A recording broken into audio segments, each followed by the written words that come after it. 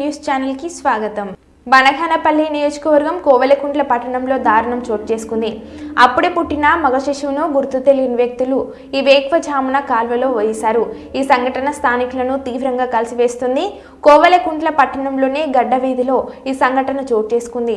మురికి కాల్వలో అప్పుడే పుట్టిన మగ శిశువును ఉదయం స్థానికులు గుర్తించారు. శిశువును వెలికి తీయగా అప్పటికే మృతి చెంది ఉంది.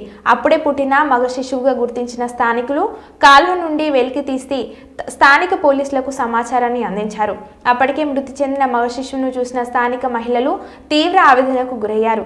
ఈ సంఘటనపై పోలీసులు సంఘటన స్థలానికి చేరుకొని విచారణ చేపారు. ఐసిడిఎస్ అధికారులు స్థానిక మహిళలను పోలీసులను విచారిస్తున్నారు. ఈ సంఘటన స్థానికంగా చర్చాంశంగా మారింది.